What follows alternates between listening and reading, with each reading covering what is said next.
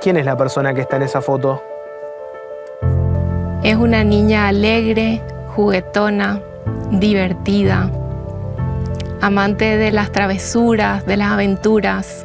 Le gusta nadar, andar en bicicleta, trepar a los árboles, dibujar, cantar.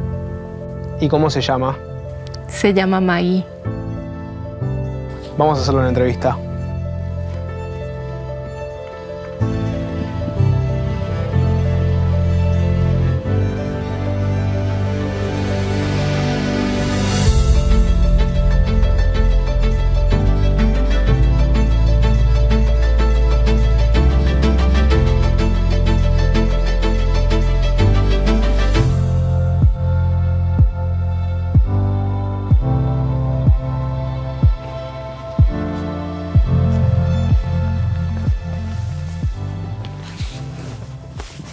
¿Y? ¿Estás cómoda? Súper cómoda. Fue a los 40 años que tuviste tu diagnóstico, ¿no? Así es. A los 40 años te diagnosticaron esclerosis múltiple, que es una enfermedad donde el sistema inmune ataca al sistema nervioso. Y bueno, eso tiene efectos en la función motora, la fuerza, la resistencia. Para una persona amante del deporte, debe haber sido el día ese del diagnóstico un día único. ¿Cómo recibiste esa noticia? Con tristeza, con miedo, con desesperanza. Pensaba que todo se había acabado, que no tenía un futuro. Creo que es algo que nos pasa a todos los que recibimos una mala noticia. Nos escondemos en un pozo donde creemos que no hay salida.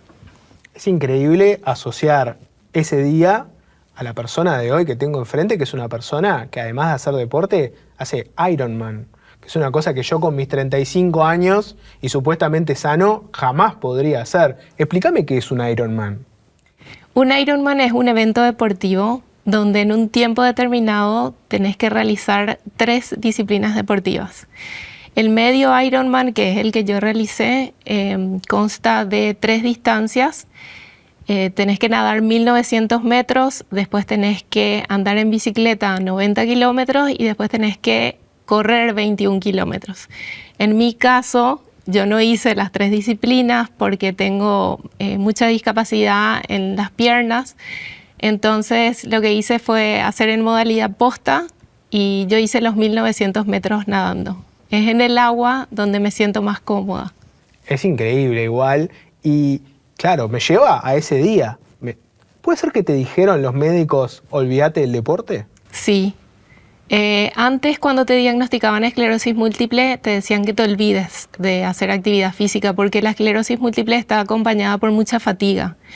Entonces, antes te decían que tenías que quedarte tranquilo, que no tenías que someterte a nada que signifique mucho estrés para tu cuerpo y te pedían que dejes de hacer deporte. Yo siempre fui deportista, así que la noticia del diagnóstico vino acompañada de dejar de hacer algo que siempre me gustó hacer, por lo que el pozo en el que me metí era más profundo. Hoy está comprobado que es muy importante seguir moviéndose. Eso te ayuda para retrasar la discapacidad que trae la patología. Bueno, es conocida como la enfermedad de las 1000 caras, porque tiene manifestaciones distintas según la persona. En tu caso, ¿qué efectos tiene? En mi caso, yo presento más discapacidad en la parte baja del cuerpo. Se llama la enfermedad de las 1000 caras porque los pacientes pueden presentar diferentes discapacidades o diferentes problemas según el área donde tengan mayores interferencias nerviosas. La esclerosis múltiple se caracteriza por es una enfermedad donde el cuerpo se autoataca y destruye la mielina, que es la cobertura del sistema nervioso. Entonces, puede ser que yo paciente tenga más lesiones en el cerebro, entonces me cuesta más hacer un trabajo cognitivo o tragar o hablar. O puede ser que yo paciente tenga más lesiones en la parte baja del cuerpo, como es mi caso. Entonces me cuesta más caminar, correr o hacer otras cuestiones que estén relacionadas con esta parte baja del cuerpo. Debe ser difícil esa relación, no, médico-paciente, donde los médicos te dicen a vos lo que mejor entienden por la ciencia, en este caso, mirá que vas a tener que dejar el deporte, y vos como paciente diciendo, no, esto es lo que yo amo y no lo pienso dejar. ¿Cómo se da ese diálogo entre médico y paciente contigo, sabiendo que tu pasión no la ibas a dejar de lado? Lo primero que pasó conmigo es hacerle caso al médico. O sea, yo no sabía qué era la enfermedad, no sabía qué me esperaba. Jamás había escuchado esclerosis múltiple, entonces por supuesto le hice caso al médico primero, y al cortar la actividad física y encima estar con el conocimiento de tener una enfermedad como esta, lo único que pasó conmigo fue que hice caso a esa recomendación y, como te dije, comencé a sentirme emocionalmente peor y también a caminar peor, porque estaba como emocionalmente entregada al diagnóstico. Hasta que un tiempo después, un tiempo quiere decir 1 año y medio después de procesar esa noticia, empiezo a preguntarme, ¿pero por qué no trato de volver a hacer deporte? Y empecé tímidamente haciendo cosas de menor impacto, digamos, como yoga o pilates. Y a partir de eso yo misma fui comprobando que yo podía sanar de alguna manera, a pesar de que es una incurable, a través del movimiento. El movimiento produce en mí y en todos los seres humanos un bienestar, un sentirte bien contigo mismo, con lo que vas realizando, con lo que vas progresando. Y también el deporte me permite trabajar en comunidad, en equipo, porque siempre necesitas de alguien, aunque hagas un deporte solitario como es la natación, siempre necesitas de alguien que te ayude a llegar a la meta. Hay algo que no es menor y que sos madre. Sí. En el momento que tuviste este diagnóstico, ¿no? ¿Cómo afectó eso? Cuando estaba en ese momento inicial del diagnóstico, dije qué va a pasar con ellas. Es lo que pensaba, porque estaba como en un rol de víctima. Hoy me siento en un rol de protagonista, y también porque tenía mucho desconocimiento acerca de la patología. Pero ¿qué pasó con ellas? Porque eso es lo que pasaba conmigo. Tengo 2 hijas. Paloma tiene hoy 26 y Eugenia tiene 23. Y Paloma sintió que ella me quería ayudar. Empezó como a investigar mucho qué yo podía hacer para estar mejor a pesar de la patología. Es como más práctica ella. Y Eugenia, que en ese momento tenía 13 años, lo tomó más como del lado de mami se va a morir. Tenés que calmar al resto de la familia que te está esperando en vos que seas el bastión de la estabilidad. ¿Cómo es ese proceso? Por sobre todo creo que mi proceso fue el de hacer, el de estar en movimiento, el de dar paz, tranquilidad, mostrar que mamá estaba, a pesar de todo, en el día a día, haciendo lo que siempre estaba haciendo. Capaz no hacía tan rápido como siempre, o capaz no hacía tan bien como siempre, pero trataba de estar siempre en movimiento y de que todo siga igual a pesar de que no estaba igual. Así que eso básicamente fue lo que hice. Vos has dicho, el deporte me salvó. ¿Por qué entendés que fue específicamente el deporte lo que te salvó? Porque empecé de alguna manera a construir yo mi realidad a partir de trabajar esa discapacidad con lo que yo podía dar. Acabo de estar en Ushuaia en una carrera donde corrían desde 10 hasta 42 kilómetros. Yo puedo dar unos pocos pasos, pero yo me fui a dar mi 100%, y eso es lo importante. O sea, como vos desde tu lugar podés entregar el 100% en el deporte que hagas, y en la actividad que hagas y en lo que sea que hagas, ¿verdad? Como tu actitud puede modificar las cosas y los ojos que les pones a eso que está pasando. Así que el deporte para mí es una suma de cosas que hace que mi vida sea mejor. Recién decías, hubo un momento de mi diagnóstico en que yo era víctima y hoy soy protagonista. ¿Cuál es la diferencia entre esos dos momentos y esas dos mentalidades, si querés? ¿Cuál es la diferencia ahí? El modo víctima empieza a culpar a su entorno, al gobierno, a la familia, a la enfermedad, a lo que sea que le esté pasando. Y se queda ahí donde está. El modo protagonista hace algo, se hace cargo, cree en sí mismo y transforma realidades a partir de su actitud. Y yo soy hoy una protagonista de mi historia, no una víctima de mi historia. Y es lindo eso, te sentís súper poderoso por dentro, porque de alguna manera vos controlás lo que te está pasando, a pesar de que tengo una enfermedad incontrolable. Bueno, eso es lo que te iba a decir. Tenés un aspecto físico, pero después tenés un aspecto psicológico, mental, de ansiedad. La esclerosis múltiple, como decís vos, lo que tienes que es una enfermedad que es incontrolable. ¿Cómo lidiar con esa ansiedad de decir, bueno, no sé qué va a pasar? Hago lo que hace el GPS, paro y recalculo. Entonces, cuando me está pasando algo con el cuerpo principalmente, donde capaz voy a la esquina, a la farmacia o camino media cuadra y siento que las piernas ya no me responden, paro y recalculo y tomo conciencia que necesito descansar para volver a iniciar. No te voy a mentir, a veces te frustra no poder controlar tu cuerpo, no poder controlar lo que está pasando, pero es como que aprendí a tenerme paciencia y a entender que es parte del proceso parar y recalcular para poder seguir. Me interesó mucho lo que decías antes de la relación con tus hijas, ¿no? De que una fue directo a solucionar el problema, buscar soluciones, y otra fue por el lado emocional del golpe de a mi mamá les pasa algo, está mal. Cuando una persona tiene una enfermedad, es clave qué pasa con la gente alrededor. ¿Cómo uno puede colaborar en ese proceso estando de afuera, ¿no? Cuando te toca ser familiar, cuando te toca ser amigo, compañero de trabajo, pareja de una persona con una enfermedad así. ¿Cómo uno puede colaborar ahí? Creo que poniéndose en el lugar de la otra persona, no mirando con ojos de lástima, ni pobrecita o pobrecito porque le está pasando esto, sino ¿qué te gustaría que hagan si vos estuvieses en ese lugar? Creo que de eso trata la empatía, de eso trata la solidaridad, de eso trata la amistad, de eso trata muchas cosas. ¿Cómo me gustaría a mí que respondan frente a esta situación si yo estuviese en esta situación, ¿verdad? Creo que eso es muy lindo.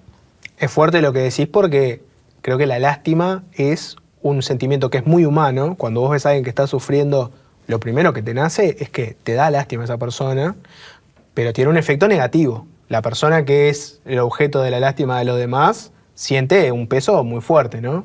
¿Cómo haces para evitar eso? ¿Cómo haces para convertir esa lástima en empatía? Creo que trata de mi actitud. Yo no me detengo a ver si otro tiene lástima, sino que es la actitud, en mi caso es la actitud que yo le pongo a lo que me pasa. Entonces, sí me pasa que hay gente que de repente me ve caminar, por ejemplo, y me dice, ay, ¿cómo puede ser que te pase esto tan terrible a vos, que sos joven? Y no sé, son sus ojos, es su mirada y es algo que yo no puedo controlar lo que el otro piensa sobre eso.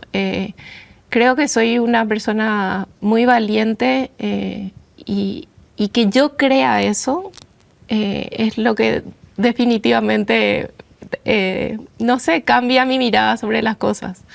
Vos tuviste el deporte como gran ayuda, pero cuando estuviste en ese pozo que vos describías, que estuviste muy mal, deprimida, ¿qué fue lo que te rescató más allá del deporte? O sea, en una cuestión emocional, mental, ¿qué fue lo que te permitió empezar a volver al deporte?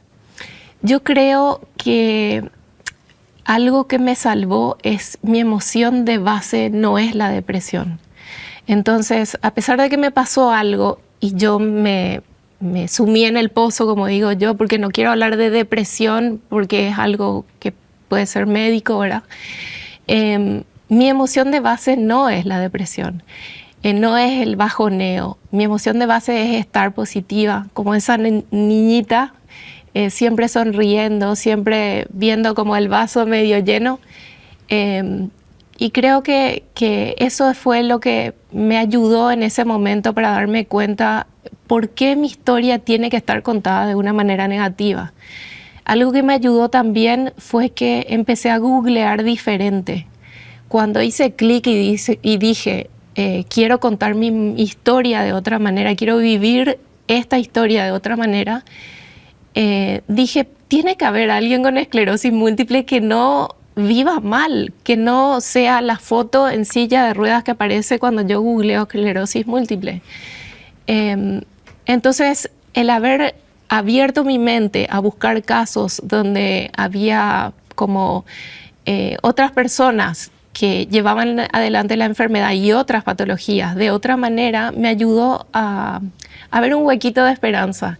Y me centré en eso. No me centré en las cosas pesimistas o en las cosas negativas, sino que me centré en esos casos positivos. Y eso hizo que de alguna manera me sostenga como para tomar un camino diferente.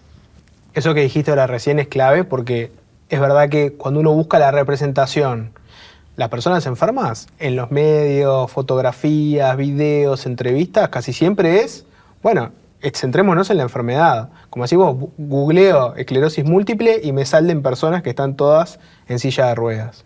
Y vos estás intentando generar un poco de esa visibilidad de la esclerosis múltiple que hoy no tiene. ¿Y ese trabajo cómo ha sido? Porque mucha gente debe, cuando se encuentra contigo, deportista, sana, con una actitud positiva, se debe sorprender y debe ser como un shock incluso.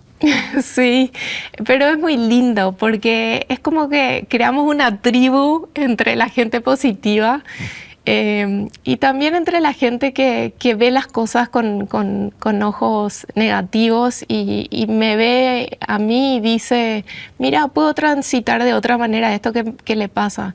Tengo muchísima gente en las redes sociales que es súper sana, que no tiene ninguna patología y me dice, yo te veo a vos y me da vergüenza porque digo, yo no tengo ni fuerza para ir y caminar una cuadra, ¿verdad? Y es algo que yo siempre digo, no esperen un diagnóstico para vivir diferente. Y un diagnóstico puede decir muchas cosas, puede significar muchas cosas. Un diagnóstico puede ser que te echen del trabajo, puede ser que te divorcies, puede ser que tengas una enfermedad, que pierdas un familiar muy querido. No es tan lindo que uno espere algo feo para poder vivir diferente. En mi caso, yo esperé algo feo para vivir diferente. Y hoy trato de transmitir ese mensaje. No esperemos algo feo para vivir diferente. Vos ahora estás un poco en este mundo del coaching, ¿no? De que se acerca gente que busca un poco que vos a través de tu experiencia de vida los ayudes con problemas que están transitando. ¿Se te ha acercado alguien, por ejemplo, de ese estilo que tiene un diagnóstico médico o que puede tener esclerosis múltiple? ¿Se te han acercado por ahí también? Sí, muchísima gente. Gente con diagnóstico que está como yo estaba en esa etapa inicial de mi diagnóstico, sumida en un pozo, con desesperanza, sin saber qué hacer. También lo oriento mucho a pacientes que recurren a mí para preguntarme acerca de cómo solucionar el tema del medicamento, por ejemplo, de los tratamientos. Cuando yo fui recién diagnosticada, yo sabía nada de la enfermedad y hoy tengo mucho conocimiento acerca de políticas públicas que hay relacionadas a eso, de lugares a donde uno puede acceder a tratamientos, así que me encargo también de eso, no solamente de motivar a las personas y orientarlos médicamente a que vayan a buscar ayuda. Exactamente. Ahora vas con un libro también, ¿no? Tenés que contar tu experiencia de vida ahí, que puede incluir momentos un poco duros, difíciles. ¿Qué querés que le deje ese libro a la gente? Esperanza. Esperanza, no importa qué sea que te esté pasando, cómo uno puede resurgir a pesar de la adversidad, cómo también uno puede ver desde afuera a una persona y pensar que todo está bien y en el fondo siempre hay algo ahí abajo, en las profundidades, y cómo a pesar de esas suciedades o esas esa borra que puede estar ahí abajo en la profundidad, uno puede de alguna manera sacudirse y volver a comenzar. Gracias por compartir tu historia con nosotros. Muchísimas gracias.